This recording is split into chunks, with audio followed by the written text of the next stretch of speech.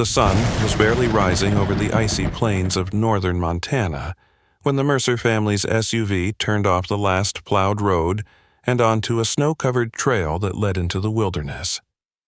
Behind the wheel, Mark Mercer gripped the steering wheel tighter than usual. Beside him, his wife Kara sat with her arms crossed, the tension in her silence heavier than the gear in the trunk. In the back seat, 12-year-old twins Ethan and Ryan Mercer pressed their faces against the frosty windows, watching the trees blur by as the tires crunched over fresh snow. It was Thanksgiving week, and against Kara's pleas, Mark had insisted on taking one last trip to his father's hunting cabin before it was sold. The cabin inherited by Mark after his father's passing had once been a sanctuary where generations of Mercers went to escape the world. Mark believed the trip would reconnect the boys to their family roots, maybe even help mend the strain in his marriage. But the timing was reckless. A cold front had crept in faster than predicted, and the National Weather Service had issued a blizzard warning just before they left. Mark dismissed it. He had grown up in these parts. He knew the woods, and he trusted his old Suburban more than some radio alert. By the time they arrived at the cabin, the first signs of the storm had already begun, whispering through the pines. Wind scratched against the windows, and snowflakes the size of quarters began to fall. Mark unloaded gear while the twins explored the area, calling each other out from behind trees and throwing snowballs. Kara stayed inside, lighting the fireplace with shaking hands and keeping one eye on the satellite radio, which was already losing signal. That night, the storm came in full. Wind howled like an animal through the trees, slamming against the walls and roof. Snow piled against the doors. Kara sat up most of the night pacing with anxiety. The power was gone by midnight and the cold crept in fast. Mark pretended to sleep, too stubborn to admit his mistake. Ethan and Ryan, still full of boyish confidence, were restless. They whispered about sneaking out the next morning to explore the frozen creek their grandfather had told them stories about. At sunrise, the storm calmed enough for visibility to return, though the cold remained vicious. The boys were gone before their parents woke. They had taken their boots, a granola bar, and one flashlight between them. It was not until Kara called for breakfast that she realized the back door was left cracked open. Her scream shattered the cabin's silence. Mark bolted outside, yelling their names into the trees. Only his echo answered. Search and rescue teams arrived by afternoon, summoned by frantic call once the satellite phone briefly regained signal. Helicopters circled overhead as locals, rangers, and volunteers fanned out into the white wilderness. Tracks were discovered a mile down from the cabin, two sets side by side diverging near a ridge. One path veered toward the river, the other ended suddenly near a cliff. The rescuers were baffled. There was no blood, no sign of an animal, no signs of panic in the snow. Just two paths that led to nothing. Over the next 48 hours, the storm returned twice, burying the landscape and erasing what little trail was left. Rescuers worked through the cold and risked frostbite, holding on to the smallest hope that the boys had found shelter. But Montana in late November was cruel. Temperatures dipped to 10 below. Even an experienced hiker would not last long. Search dogs picked up faint scents, but circled back in confusion. On the third day, they found Ethan's red scarf caught in the branches of a low pine tree soaked through with snow. Ryan's glove was discovered the next day, wedged in a crack between two rocks beside the frozen stream. Kara collapsed when they brought her the scarf. Mark said nothing. He had stopped speaking much after that first day.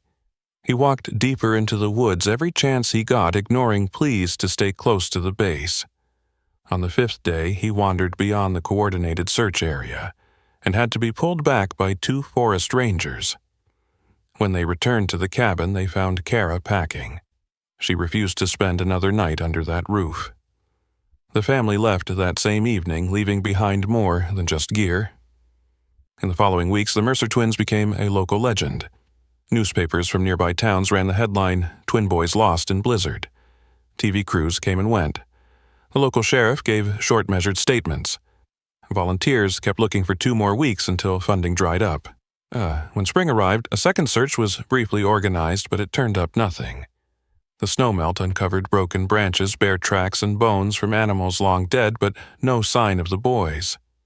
In the aftermath, the Mercers unraveled. Kara blamed Mark. Mark blamed fate. The town, once warm with small-town comfort, grew distant. Whispers spread in grocery stores and church pews. Some said the boys must have fought and separated. Others believed they had fallen into a crevice or river and were swept far away. A few theorized that someone in the woods had found them. A recluse, maybe. Someone who didn't want to be found. The idea was too disturbing for most, but it lingered. Years passed. The cabin was sold at a loss.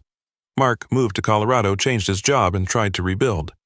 Kara moved back to her sister's house in Billings, spending her nights scrolling online forums about missing persons and survival cases. But one fact never changed. No bodies were found. And 2 footprints, one ending at a ridge and one at a stream, remained the last trace of Ethan and Ryan Mercer. The spring thaw came late in 2001, slower and more stubborn than anyone in Flathead County wanted. When the last of the snow finally gave way, it revealed nothing new. The ground near the ridge was soft, the trees silent as ever. Sheriff Ray Lambert authorized a second coordinated search once the trails became passable again. Volunteers returned boots crunching through icy moss and thawed earth, but optimism had already faded. The rescue team retraced the original tracks found months before.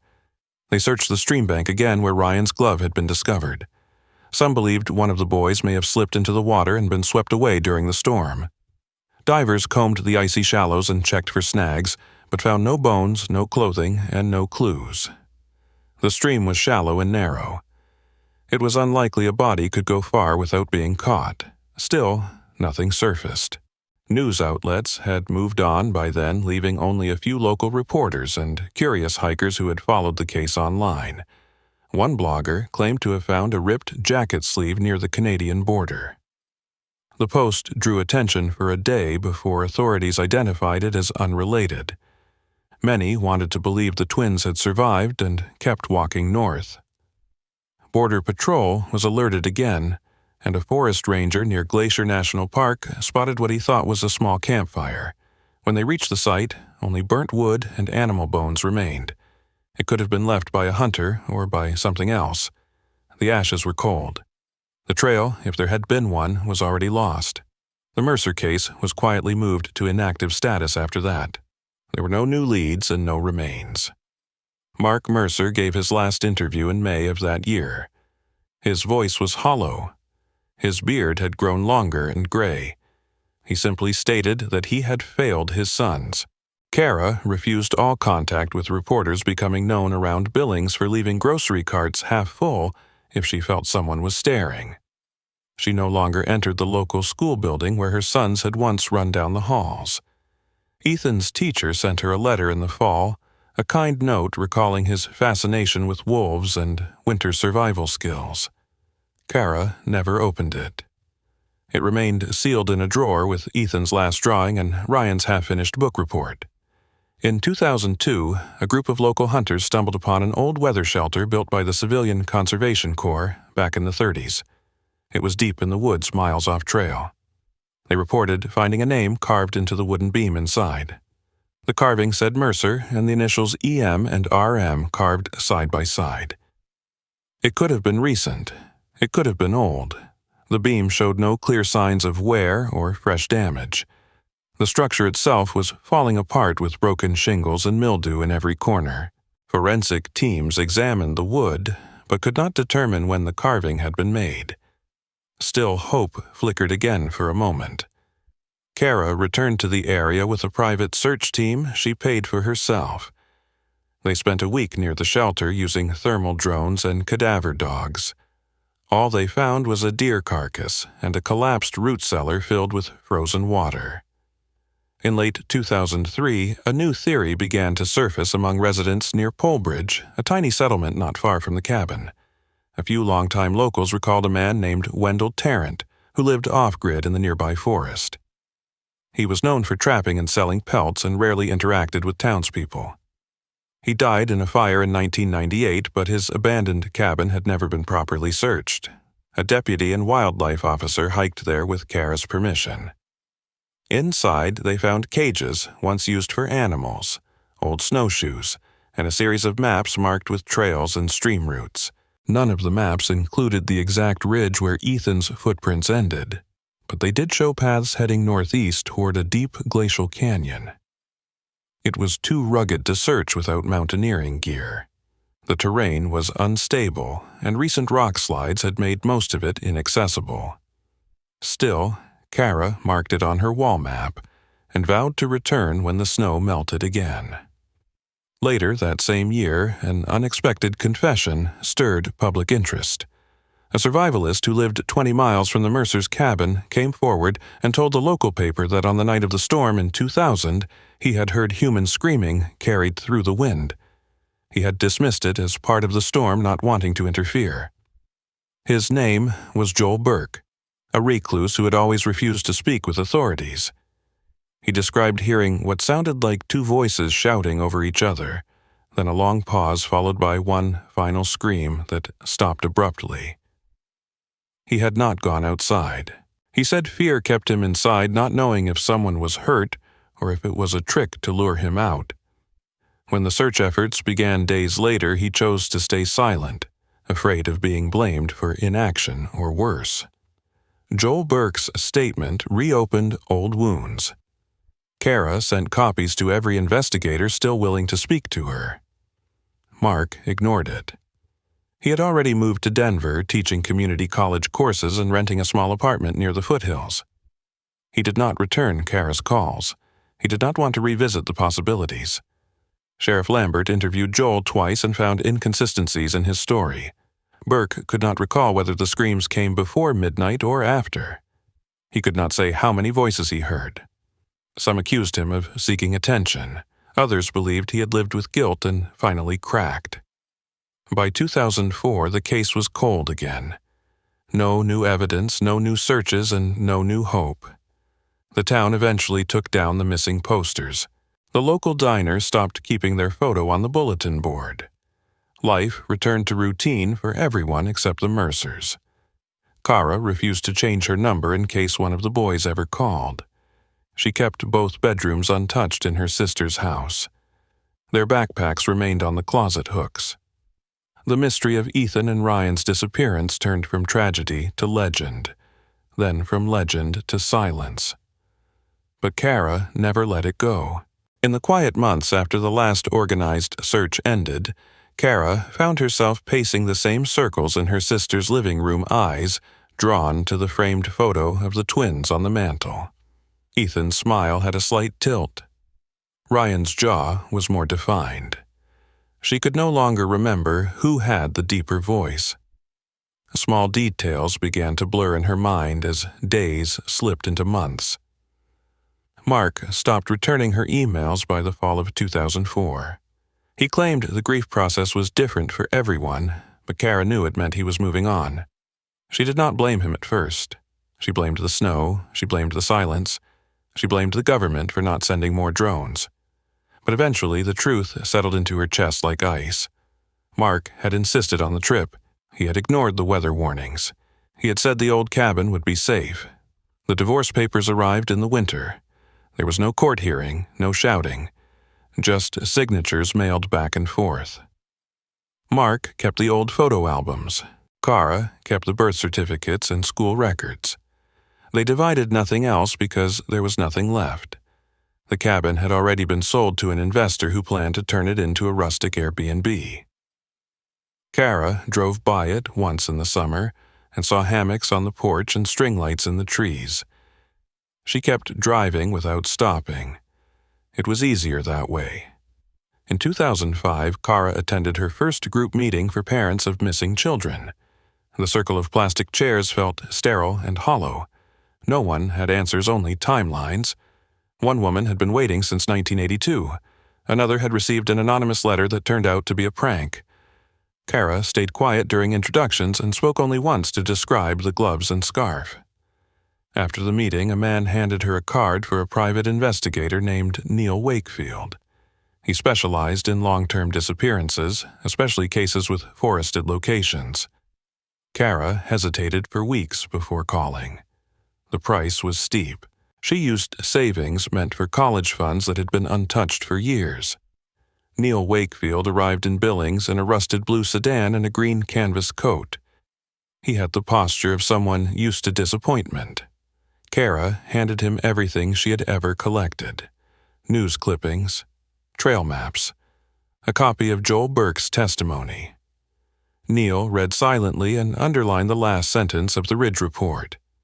He asked for 2 weeks. She gave him a month. He headed toward Glacier and told her not to expect updates unless something changed. She did not hear from him again. By the 3rd month, Kara drove up to his last known destination.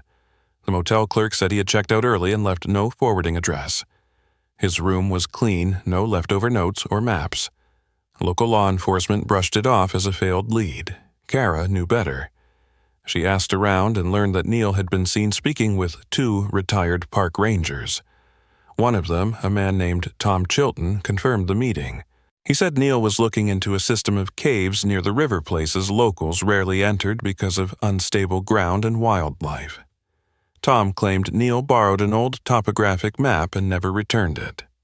That was the last time anyone saw him.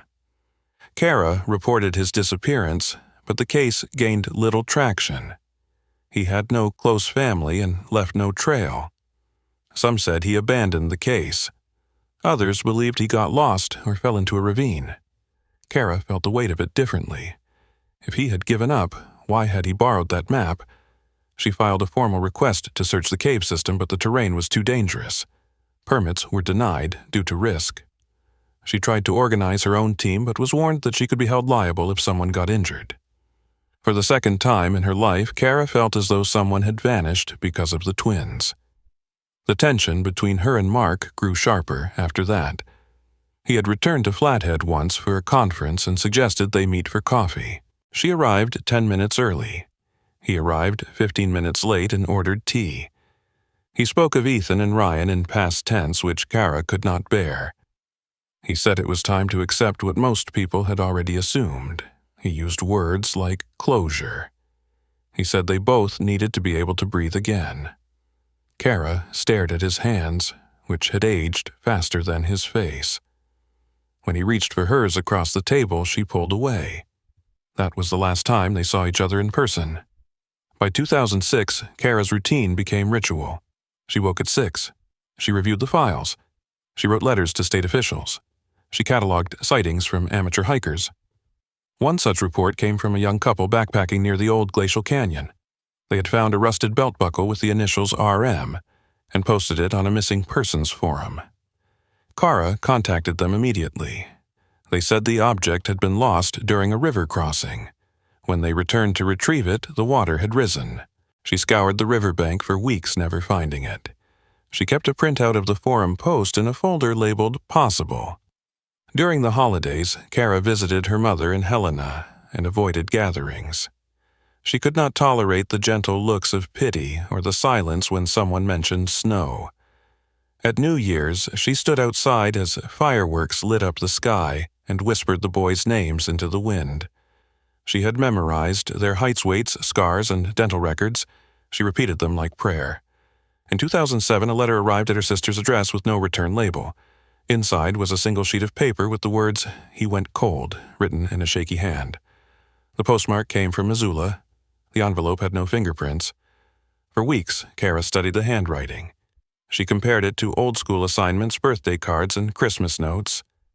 A forensic analyst she hired believed the letter had been written by a teenager likely older than 12.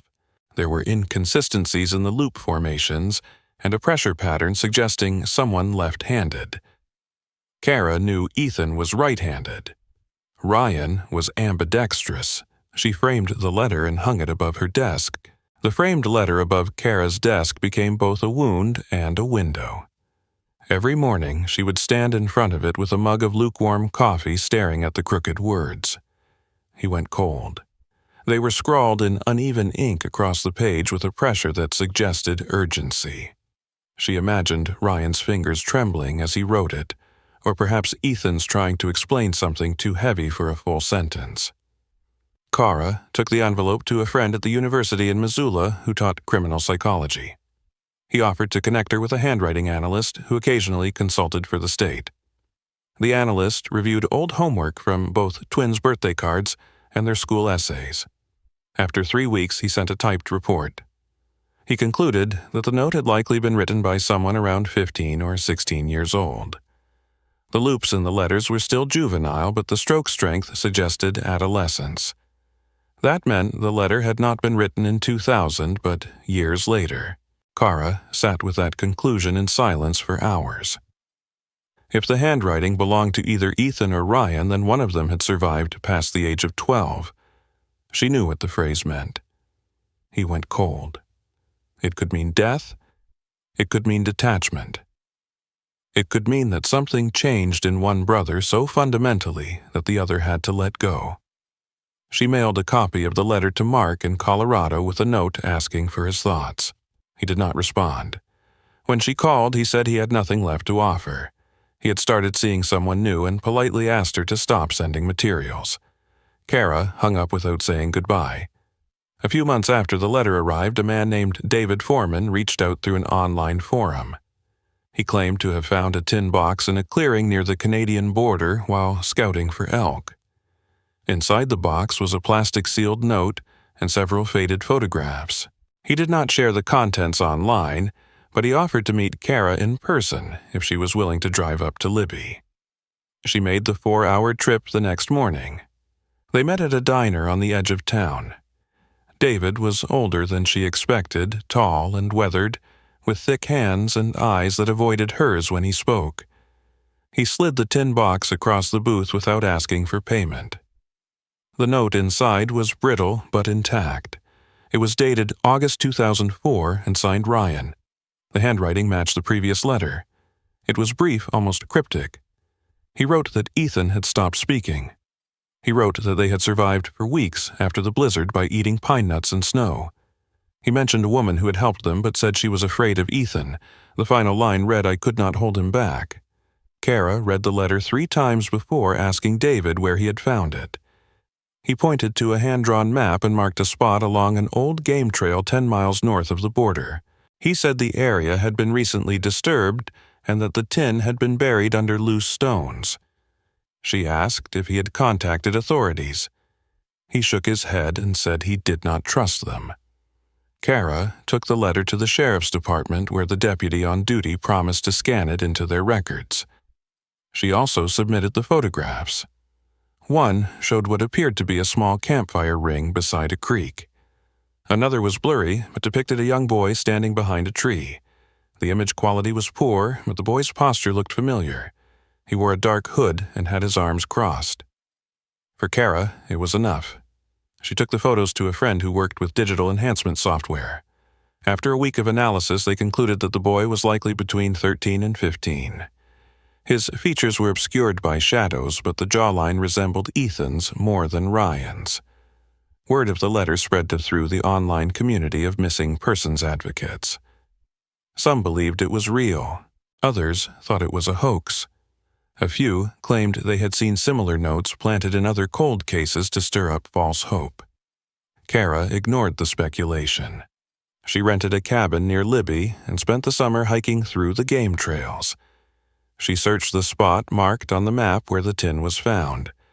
She found old boot prints, broken branches, and discarded fishing line. She took samples of everything and mailed them to a lab she trusted in Idaho. They found nothing conclusive. No fingerprints, no DNA.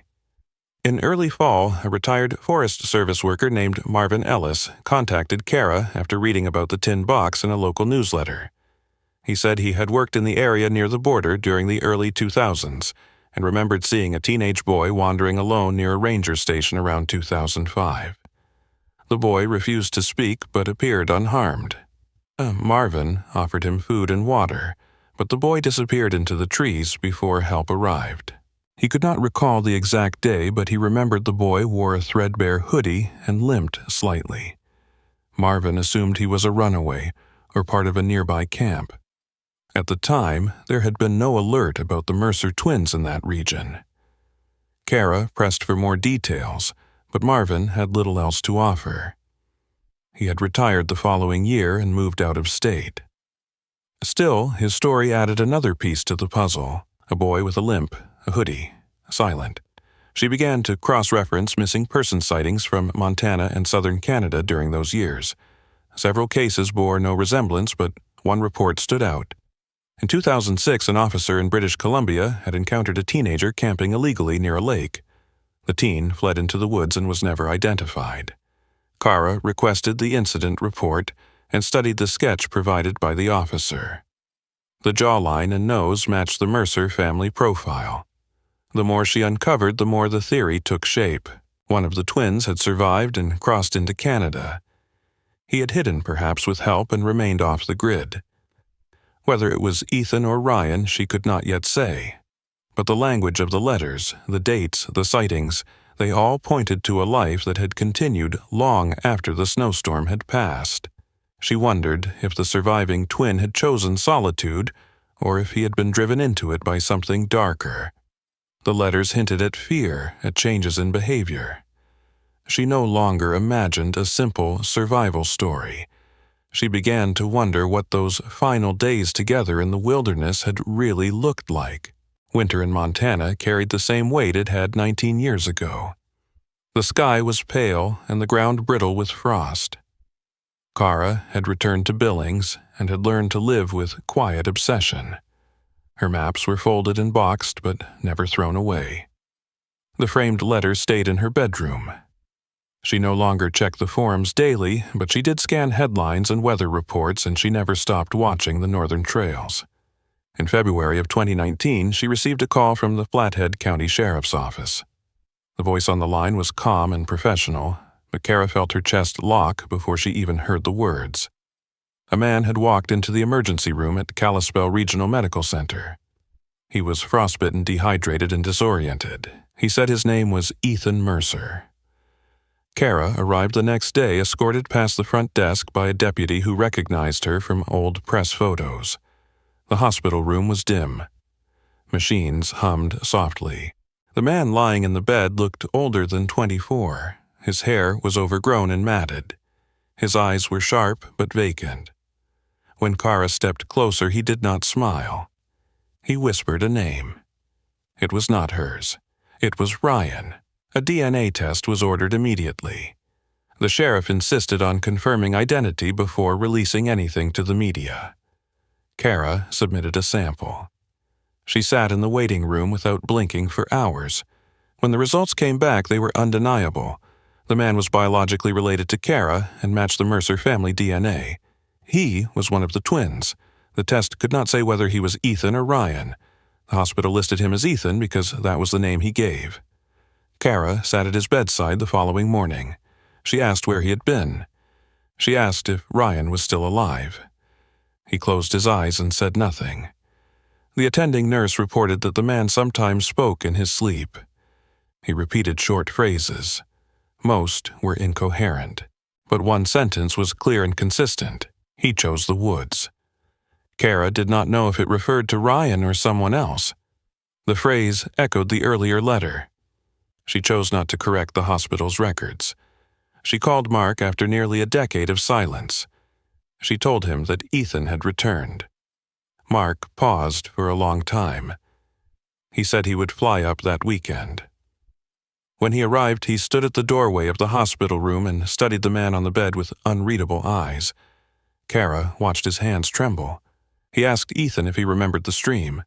Ethan nodded but said nothing more. The sheriff assigned a caseworker and a psychologist.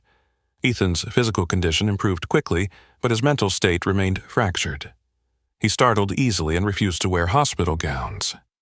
He demanded to keep his own boots, which were worn through and caked with old mud.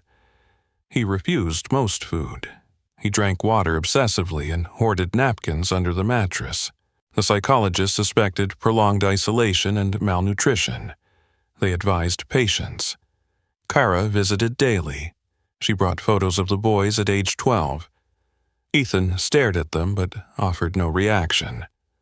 When shown a picture of Ryan alone, he turned to the frame face down. In late March, Ethan agreed to speak with a therapist. The sessions were slow and scattered.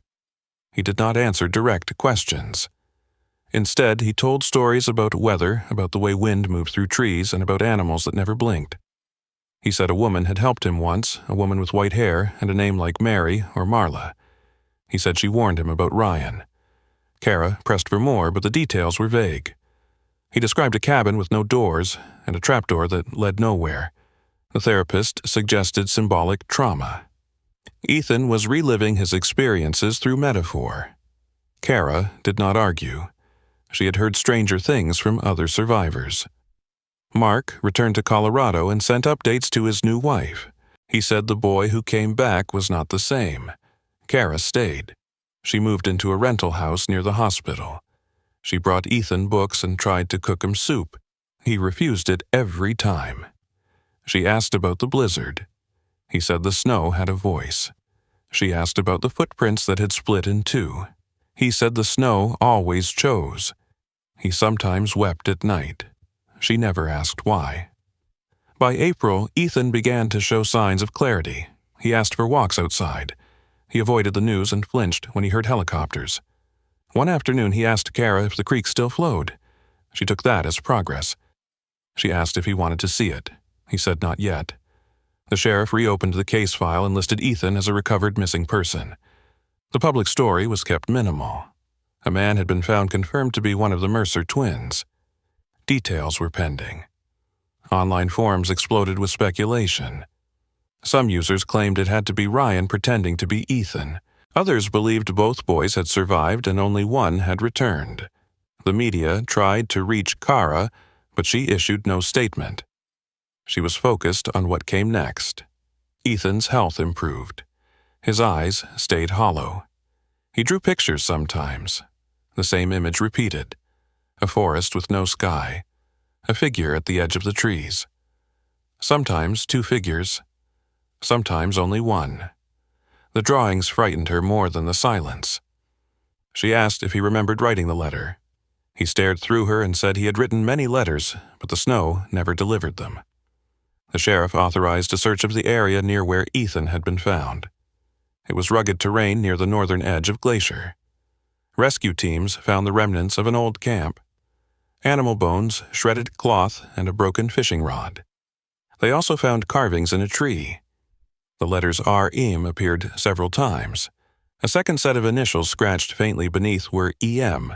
The location matched the spot where David Foreman had found the tin box in 2007. Ethan refused to comment on the area. He said it had been cold for too long. As spring approached, Kara knew Ethan was not ready to face the full world. She rented a cabin in the outskirts near where they had once camped. Ethan agreed to go. The hospital released him under her care. He carried a canvas bag and refused to speak to the nurse on the way out. When they arrived, he stood in the doorway of the cabin and whispered something she could not hear. That night, he asked her to turn off all lights. He sat by the window and watched the darkness.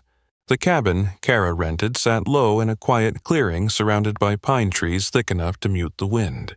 It had no television and only one window facing north. Ethan chose that room.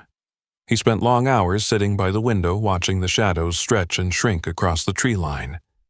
Kara cooked simple meals and spoke softly, rarely asking questions. She knew that pushing him too hard would only send him deeper into himself. Still, she needed answers. After 2 weeks, she suggested they meet with a new therapist in Kalispell, someone who specialized in trauma recovery through hypnotherapy. To her surprise, Ethan nodded without hesitation. His agreement frightened her more than resistance would have. The therapist's office smelled like pine oil and dust. The walls were filled with framed photos of Glacier's wildlife and handwritten notes from former clients. Ethan sat stiffly in the reclining chair and stared at the ceiling. The therapist spoke in a calm rhythm, guiding him through breathing exercises and soft grounding prompts. In the first session, Ethan remained silent. In the second, he whispered one word, Marla. He repeated the name several times, each time more clearly. He said Marla had warm hands. He said she always kept the fire low. He said she lived in a cabin with no mirrors and never asked his name. Kara sat in the waiting room, her fingers folded tight, her breath shallow. When the therapist emerged with notes in hand, she was careful with her words. Ethan had described a woman who lived alone in the forest, someone who took him in after the blizzard. He said Marla fed him and spoke in short phrases. She kept him hidden from others and warned him not to follow Ryan. He claimed she had once tied a red ribbon around his wrist so she would know he was still himself. He said the ribbon fell off the day he stopped speaking.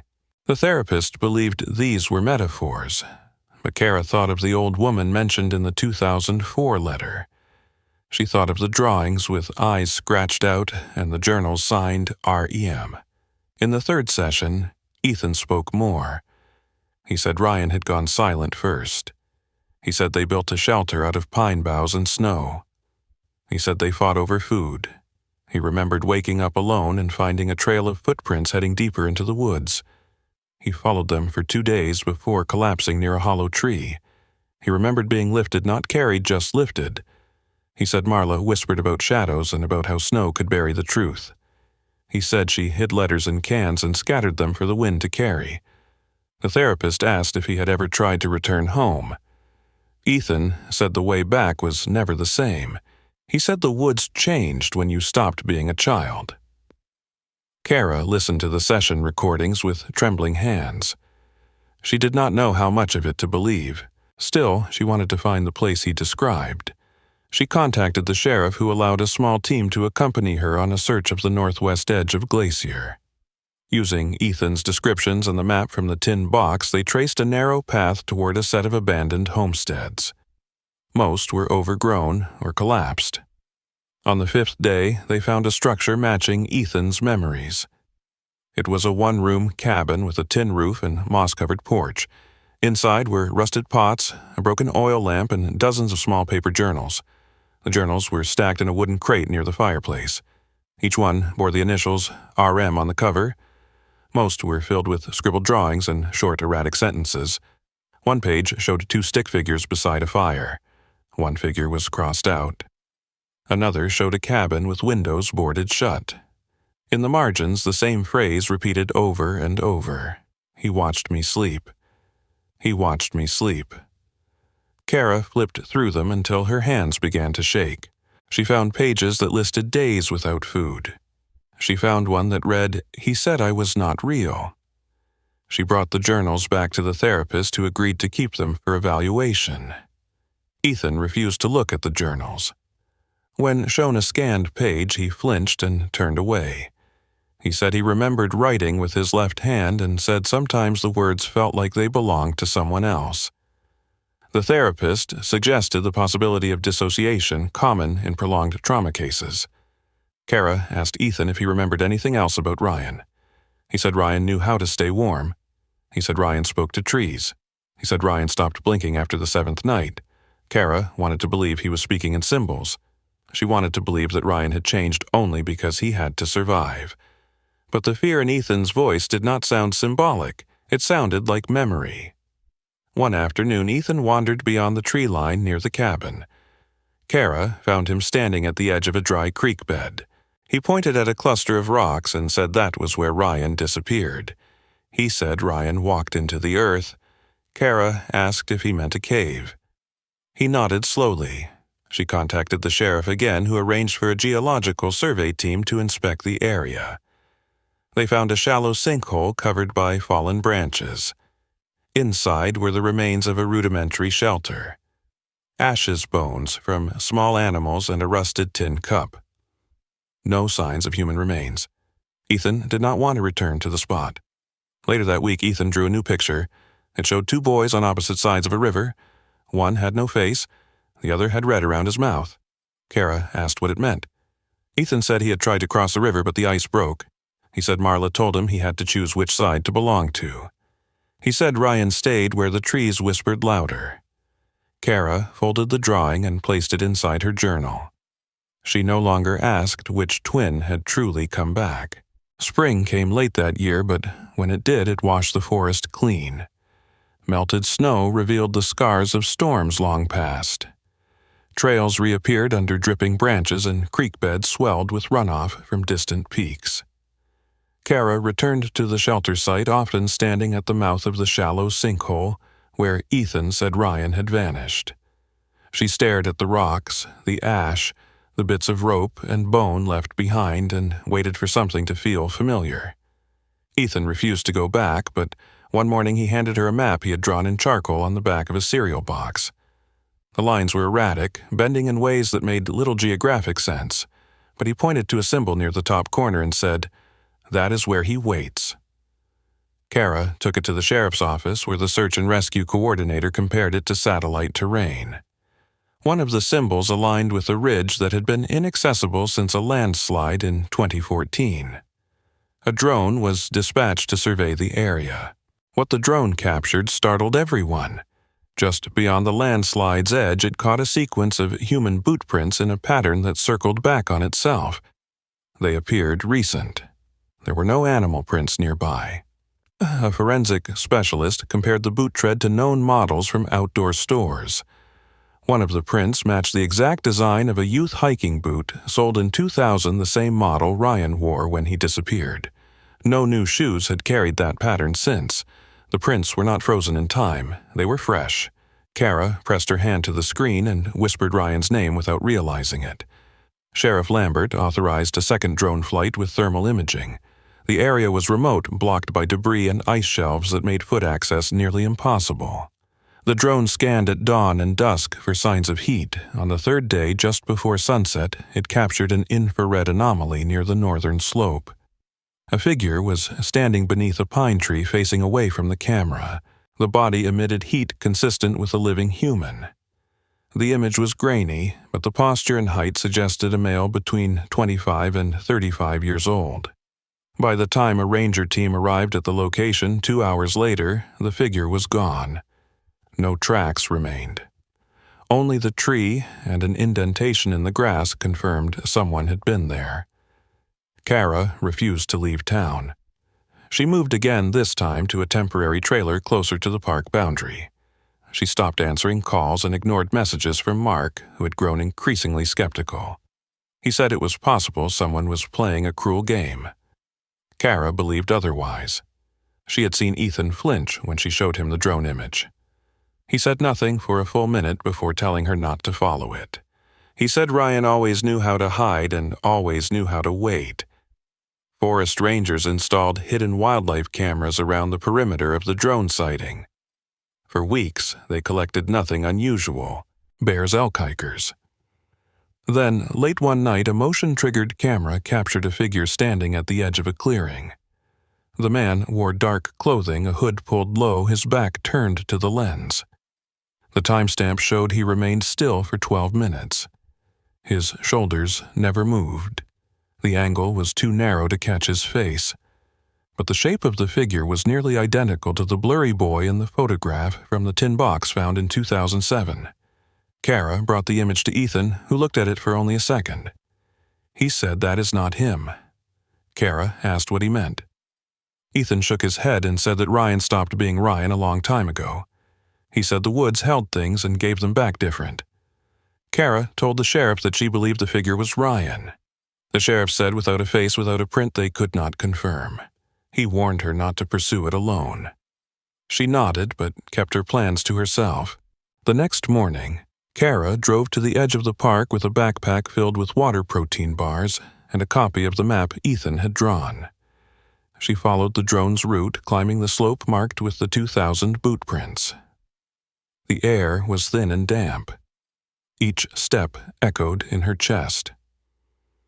She reached the ridge by noon and paused beneath the same pine tree seen in the image. The ground felt soft beneath her. She waited, unsure what she expected. Then she saw it. Near a fallen log carved into the bark with a small blade were the letters KM, her initials. The carving was new. The wood beneath was still pale. Her hands trembled. She did not find Ryan that day. No one came, but she returned again and again. Sometimes she brought Ethan's drawings. Sometimes she brought copies of their school photos. One day, she found a small pile of stones arranged in a circle beside the tree. Another day, a wooden button with a single red thread tied to its hole. She collected them and stored them in a box under her bed. She never spoke of them to the sheriff. Meanwhile, Ethan's behavior changed. He grew quieter. He stopped sketching. He refused therapy. One evening, as Kara boiled water for tea, she noticed him standing barefoot outside, staring at the tree line. When she called to him, he said Ryan would not come to her. He said Ryan was waiting for something else. She asked what that meant. He did not reply. The sheriff increased surveillance near the ridge. Rangers reported movement at night. Once, a sleeping bag was found tucked under a rock ledge, still warm. Another time, a pile of pine needles had been arranged into a bed. Footprints were always few, always fading fast.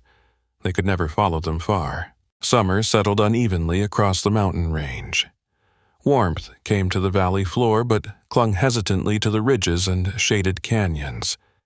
Kara continued her quiet search near the tree line, returning to the pine where the initials had been carved. Each time she visited, she found something different. A stone turned upward. A thread nailed into bark. A branch snapped cleanly at an unnatural angle. She documented everything with photographs and notes. She no longer cared who thought she was chasing ghosts. In her mind, this was no longer about mystery. It was about witness. Something had happened 19 years ago, and pieces of it still lived in the woods. She was determined to see all of it, even if it did not end the way she had hoped. Ethan began withdrawing further. He slept less, spoke less, and avoided mirrors. When Kara asked what troubled him, he would answer with questions. He asked if Ryan had ever drawn wolves. He asked if the scarf had really been red. He asked if people could forget the truth to survive it. She answered carefully, afraid of saying too much. One night he knocked on her bedroom door and said he wanted to return to the old stream. He said he was ready to tell her what happened that day. They drove together in silence to the edge of the forest where the boys had vanished. The same trail still curved downward through the tall grass and led to the frozen streambed, now thawed and flowing again. Ethan walked slowly, stopping at a bend in the trail. He knelt down and pressed his hand to the soil. Then he sat beside the water and began to speak. He said that on the morning of the storm, he and Ryan had planned to go as far as the stream before returning. But when they reached it, they argued. Ethan had wanted to follow the creek east toward a series of animal traps their grandfather once showed them. Ryan wanted to return. Their disagreement grew heated. Ethan remembered shoving Ryan. Ryan shoved back. He picked up a tree branch half-snapped, frozen, and jagged. He swung it once. It hit Ethan in the arm and left a bruise. Then Ryan turned and walked away, following a line of trees deeper into the hills. Ethan had followed him, calling his name, but the snow grew heavier. Visibility fell. He remembered seeing a shadow ahead of him, then nothing. He wandered in circles for hours until his legs gave out near a hollowed-out tree. That was where Marla found him. She kept him warm. She gave him boiled roots and warned him not to return to the stream. She told him not to search for the shadow. He stayed with her through the winter, listening to the wind and to the silence between stories. He said she disappeared in the spring without a sound. He woke one morning to an empty cabin and cold ashes. He tried to find his way home but circled endlessly. Years passed, or days. He was not sure. Kara sat beside him, watching his face. His hands shook, his breath shallow. He said he found the stream again much later and saw markings on a tree. He followed them to a slope and saw someone watching him from the trees. It was Ryan. Older, thinner, still. He did not speak, he did not wave, he just stood and watched. Ethan had not approached. He walked away instead. He said Ryan was not angry, he was just no longer someone Ethan recognized.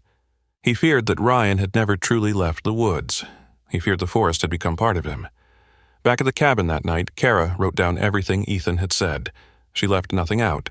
The broken branch, the shadow, the reappearance. She read it aloud to him and asked if any of it was wrong. He corrected only one detail. He said Ryan did not disappear, he chose to stay. Ethan said he buried something near the stream after the snow melted. She asked what it was. He said it was the last piece of Ryan he remembered clearly.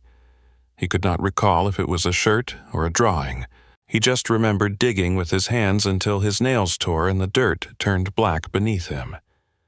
A search team was sent to the stream the next day with cadaver dogs and soil analysis kits.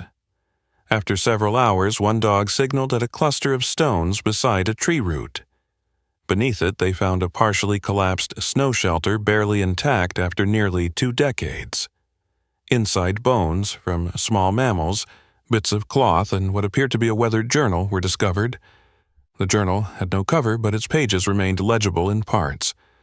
The handwriting matched the earlier RM entries found in the forest cabin. One page showed a drawing of 2 boys, one lying in the snow, the other standing over him holding a branch. The page was smeared, but the image was unmistakable. Another page simply read, "I stayed because he left." Forensic analysts confirmed the bones belonged to animals, not human. The journal was collected for preservation and further study. Kara held it in her hands, feeling the weight of what Ethan had buried. He watched from the car and refused to get out. She understood. She did not force him. That night, Kara sat on the porch of the cabin, reading the journal again under a dim lamp. The pages grew darker toward the end. The sentences fractured. The drawings blurred. One entry said, "I watch the sky every day." Another said, "He walks now, but does not see." The last readable line was written with trembling ink. It said, "The woods do not let you leave." Kara folded the journal and placed it inside a drawer. The discovery of the shelter stirred old interest in the case. Local news ran the story with caution, framing it as a recovered remnant from a long, cold mystery. National outlets briefly mentioned the Mercer twins again, placing their photos side by side with the headline, "One returns, the other still missing." Kara ignored most of the coverage. She kept her focus on the journal. Each time she read it, she noticed a new detail, a date circled twice, a name half crossed out. She began mapping the entries, plotting them against the places where Ryan may have stayed. A pattern slowly formed. It suggested movement north over time. Ethan did not look at the journal again. When she offered it to him, he shook his head and turned away. In early September, a Canadian wildlife officer contacted the sheriff's office. He had seen the recent news and recognized the name. In 2017, a report had come across his desk about a trespasser in a conservation area just across the border. The man had been living in a makeshift shack near a frozen lake. When approached, he had run into the woods. Rangers found the shack abandoned. Inside, they discovered tools, bones from small game, and a child's drawing tacked to the wall. The officer described the drawing in detail. It showed 2 boys beside a river, one holding a lantern, the other holding a stick. The figures were labeled. One was Ryan. The other had no name. The information triggered a new search effort. A joint team from Montana and British Columbia began coordinating patrols in the overlapping wilderness zones. For 2 weeks, they found nothing but signs of old campsites and broken snares. Then, just after sunrise on the 15th day, a ranger spotted movement in a cluster of trees near the border trail. He called out. A man stepped forward, slowly, hands raised. He was thin with a beard and weather-worn face. He said his name was Ryan Mercer. The man was taken into custody for safety and identity verification. He was transported to a medical center in Fernie, where doctors examined him for malnutrition infection and signs of long-term exposure. He spoke little. He answered questions with yes or no. When asked about his brother, he stared at the floor. DNA testing was arranged immediately. Samples were rushed to the Montana lab that had previously tested Ethan. 3 days later, results confirmed the man was Ryan Mercer. Kara received the call while sitting on the back steps of the cabin. She did not cry, she did not smile. She simply asked if she could see him. The authorities requested she wait until Ryan completed a psychological evaluation. In the meantime, they arranged a secure location where he could rest and recover. Kara sent a letter through the care team. She wrote that she was still here, that she never stopped looking, that he was not alone. The letter was delivered by hand. Ryan read it once and placed it beside his bed. Ethan's reaction to the news was quiet. He did not ask to see his brother. When Kara told him Ryan had been found alive, he simply nodded and walked outside. Later that night, she found him sitting on the porch. He said he was not surprised. He said Ryan had always known how to stay hidden. She asked if he wanted to visit. He said no. He said the Ryan she remembered was not the one who survived. The first reunion was arranged at a private clinic in Montana under the supervision of counselors and law enforcement. Kara entered the room slowly. Ryan sat in a chair near the window wearing clean clothes and slippers. His hair had been trimmed, his hands scrubbed, but his eyes were the same.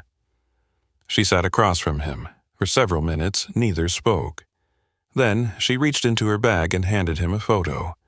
It was from their last Thanksgiving together. The twins stood side by side in heavy jackets, each holding a snowball. Ryan stared at the image for a long time. Then he asked if Ethan was all right. Kara said yes. She said he had come back too. Ryan did not respond. Over the next week, Kara visited every day. She brought books, drawings, and letters. Ryan remained guarded. He spoke only when asked. When counselors asked about his time in the forest, he gave simple answers. He said he built shelters. He said he trapped rabbits. He said he wrote stories in his head. When asked about the fight with Ethan, he paused and said he did not remember everything. But one afternoon when Kara was alone with him, he said something new. He said Ethan was scared of the dark. He said Ethan used to hum when he could not sleep. He said he still heard it sometimes when the wind moved through the trees. Ryan's evaluation noted signs of trauma memory fragmentation and a deep mistrust of others. He showed no signs of violence or instability, but the psychologist recommended ongoing observation. He was not ready for the public or for legal questions about his time in the wilderness. The authorities considered his case exceptional. No charges were filed. There was no crime, only tragedy. Kara was granted temporary guardianship and allowed to relocate him to a private facility near her home. Ryan agreed on the condition that the location remain unknown to the media. Ethan still refused contact. Kara did not force it. She believed they would meet again when they were both ready. She focused instead on helping Ryan adjust. He struggled with noise, with lights, with crowds. He kept his room dark and lined the windows with cloth. He refused television but listened to the radio. He spent hours looking at maps and drawing trees. Each sketch was slightly different. Some showed fire rings. Some showed caves. One showed 2 cabins. One with a closed door and one with none. One evening, Kara placed a blank notebook on the table in front of him. She said he could write whatever he wanted. He opened it and began drawing immediately. Not pictures, words, a long column of dates and places. He was tracing his path, remembering where he had slept, where he had eaten, where he had buried things. At the bottom of the page, he wrote one final line. I waited because I thought he would come back. Autumn arrived with its own kind of quiet. The trees along the ridge turned amber and gold, then released their leaves without resistance.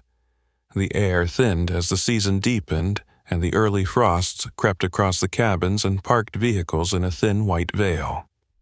Kara spent her mornings walking between the 2 places she had come to know best, the rehabilitation home, where Ryan was learning to live again, and the modest cabin where Ethan remained withdrawn but stable. She split her days between silence and listening, between the weight of memory and the strange stillness that comes after the storm has passed, but before anything new can grow. It was not the future she imagined, but it was real. She never asked for more than that. Ryan had begun to speak more often, though his sentences carried hesitation, as though he were choosing each word with great care. Unsure whether they still belonged in a world that moved without him for so long, he asked for old photographs and began organizing them by year. He remembered the names of their childhood neighbors and pointed to their yellow Labrador from 2nd grade. He no longer resisted when nurses touched his shoulder in passing, and he sometimes paused in front of mirrors rather than turning away. He still woke up some nights gripping the edge of the mattress, but he no longer screamed. Ethan stayed quiet. He refused all suggestions of visiting his brother and never once mentioned his name after the confirmation came. He spent hours in the woods behind the cabin, walking slowly through the same paths he had traced as a child. Kara followed him at a distance some days, not to intrude, but to be near. She watched as he reached for trees with familiar hands, as if trying to find the moment in bark or moss when something in his life had broken and scattered into pieces. He collected leaves, sketched their shapes in his notebook, and returned home before dark without fail. His drawings were precise and calm.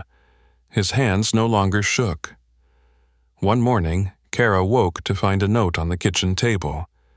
Ethan had written that he was ready. No other explanation was needed. She understood what he meant. She packed a thermos of tea, 2 sandwiches, and a thick blanket, and drove with him toward the facility where Ryan had been living. Neither of them spoke during the drive. The mountains loomed outside the window, steady and unchanging as they had been for centuries. The roads narrowed as they approached the woods again. When they arrived, a nurse met them outside and asked if they preferred privacy. Kara said yes. Ryan sat on the wooden bench behind the building, his eyes fixed on the hill beyond the fence. Ethan approached with careful steps. Kara stayed behind, watching from the path. The brothers faced each other, one standing, one sitting, both surrounded by the quiet hum of wind in the branches. Ethan reached into his coat and pulled out a folded piece of paper. He handed it to Ryan without a word. Ryan opened it slowly. It was a drawing. 2 boys, side by side, each with open hands. One held a branch, the other held a ribbon. Ryan studied it for a long time, then nodded. He said thank you. It was the first full sentence he spoke to his brother in 19 years. They sat side by side after that, staring at the same hill. Kara did not need to hear what was said. She knew the words were not as important as the silence that followed them. In that silence lived the years that had been lost, the seasons buried under snow, and the things neither of them had known how to carry alone. She watched as Ethan leaned forward, elbows on his knees, and Ryan glanced sideways just briefly, as if recognizing someone he had once been. It was not forgiveness. It was not reunion in the way most people would expect. But it was something honest, something shared. In the weeks that followed, the brothers began to walk together. Not every day, and not for long. But they took the same path around the lake behind the rehabilitation home, always in the morning, always before others awoke. Ethan pointed out trees and changes in the ground. Ryan listened. Sometimes he nodded. They still did not speak often, but when they did, the words stayed close to the earth. Small things. Familiar things. They did not speak of the blizzard. They did not speak of Marla, or the cave, or the journals. Those belonged to another time. Kara kept a journal of her own now. Not one filled with theories, or sketches, or maps. This one she used for recording moments. She wrote that Ryan had asked for applesauce. She wrote that Ethan sat on the porch with his eyes closed for 17 minutes without moving. She wrote that when the leaves began to fall again, both boys helped rake them into piles without being asked. She kept these pages because they mattered, because the world would never see the full story, but she could hold it in her hands. One day, as winter began its slow return, Kara brought both of them to the place where it had all begun. The old cabin was long gone, replaced by a rebuilt structure used for ranger lodging during the summer months. But the land remained the same. The stream still flowed. The pines still whispered. Kara walked with them to the ridge where the footprints had first split. She stood between them and closed her eyes. Then she stepped back and let them stand where they needed to stand. Ryan looked toward the trees. Ethan looked toward the water. Then they turned and walked down the slope together. That evening, Kara sat alone outside the cabin, her coat wrapped tight around her shoulders, the sky above her wide and clean. She watched the last light fade across the ridgeline. The forest no longer frightened her. It no longer felt like something that had taken her sons. It felt like a place that had held them until they could return. She closed her eyes and listened to the wind. It no longer howled. It carried no echoes. It was simply wind.